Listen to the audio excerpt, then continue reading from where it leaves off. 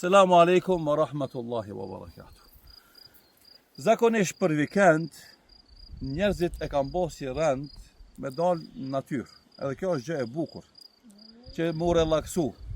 Puna e angazhimit punës, qëndrimi në hapësira të mbylluna, ka nevojë njeri me dalë në këto male të bukura që ne ka kriju Allahu Dhu Xhelal, e sidomos tash në pranverë që ka gjelbrim, edhe ka aromë të freskët, edhe ka aromë të këndshme të këtyre luleve të ndryshme, dhe është shumë mirë që është bërë këtë rend. Mirë po, e kam një këshill për vetë fillimisht, pastaj edhe për gjithë ata që dalin. Kur dalim në piknik, janë dy gjëra me rëndësi. E para, mos merrni ushqime artificiale në pikniqe. Mos merrni pije të gazume. Mos merrni ambëlsira të gatshme. Merrni gjëra natyrale. Bukë shpije, gjath, ushqime domthon ujë, malit ku ka ujë merrni pini. Mos merrni pije të gazume, se ato janë helme.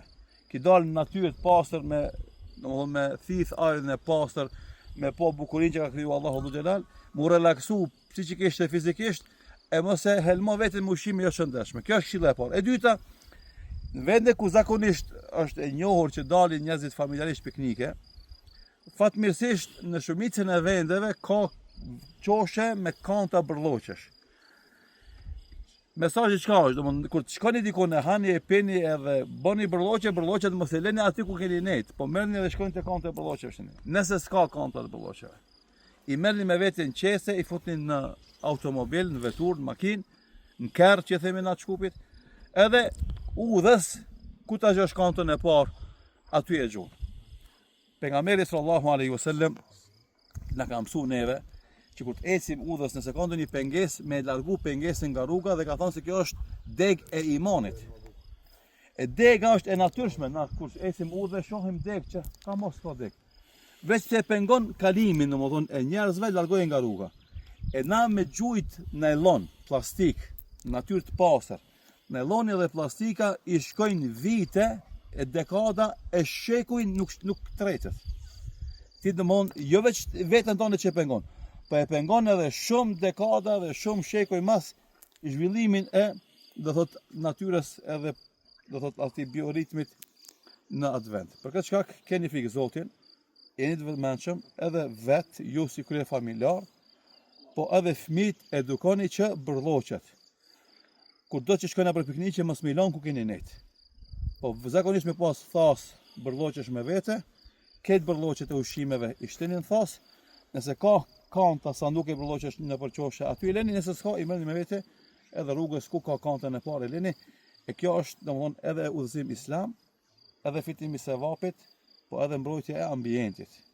E kështu neve na mëson Islami. Këto këshilla janë para se me dal ambientalistat në shesh, para se me dal partitë e gjelbërta në shesh, para se mu bë temë, do thot ekologjia, Islami që herët na ka mësuar të jetojmë shëndetshëm, të ruajmë ambientin ton, edhe normalisht kontribuojmë për zhvillimin jo vetëm të njerëzimit, po edhe kafshëve, edhe insekteve, edhe gjitha gjërat. E këtu du me shtuani send ushqimet e natyrshme nuk prish mund me gjujt në për mal. Për shembull levorët e mollës, levorët e bananës, se ato janë që kalben, edhe i bëjnë dobi natyrës.